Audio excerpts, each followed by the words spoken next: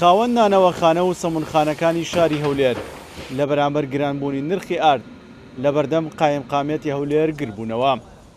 ئەوان داوایان دەکرد کە لایەنە پەیوەنددارەکان ڕێگایان بدات نرخی نان گران بکەن یا حکومەت پاڵپشتیان بکات بۆ دابینکردنی سوتەمەنی و کارەبا.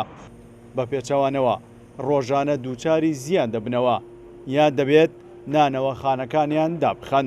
ئارد گران بووە، نەوت گران بووە، غاز گران بووە، کرێ گران بووە، زەریبە گران بووە، زەمان گران بووە، هەموو شتێکی حکومەت خۆی شتی خۆی گران کردووە، ئالە بێت سەمونیش دەی بە هەزار بفرۆشی. بۆیان دەرنانێ تۆ ڕۆژێک دوو ڕۆژ بەسەر زەرری شەکەی هیچ ناکرێت کاکە. ئەبێ حکومەت بێتە سەر خات یارمەتێک مابدا، ئارمان بۆ بەدابینکە، غازمان بۆ دابینکە، کرێ زەریبمان بۆ بێتە خوارێ، زەمانمان بۆ بێتە خوارەوە، هەتا ئەمەش بتانێ ئیش بکەین.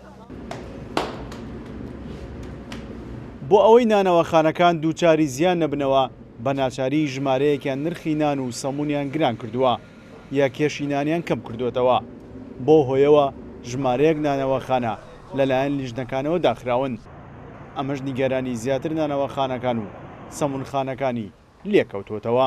دوێنێ سعات هەشت دەدەقەی دەویست قەپاتیان کرد مەزبوعە کاتن جا سەر بە قایمقامین بە قەراری محافزی دای دەخین لۆ وتی لەبەرەوەی گران کرد گوتم کاکە لۆ گرانم کردی هەموو شتە گران بووە. ئەوە وەستی نوێم لۆ هاتیە ئارد بە 38 کرێبار دەکات 40,000 دینار.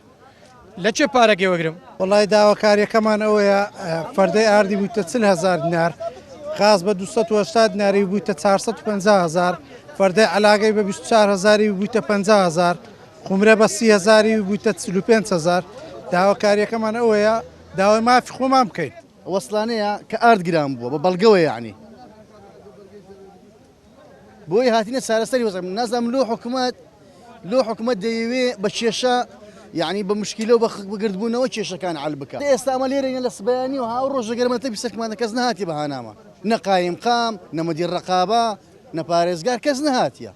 گرانبوونی نرخی ئارد وەک بەرپرسان ئاماژەی بۆ دەکەن بۆ گرانبوونی نرخی گەنم لە بۆرسەی جیهانی دەگەڕێتەوە. لە چەند ڕۆژی داهاتوشدا بۆ هەر 50 کیلۆ ئاردێک نزیکەی 9,000 گرام بووە. ئەمە لە پاڵ گرانبوونی سوتەمەنی و زیادکردنی باج. سیروان حوسێن، کورسان نیوز، هەولێر.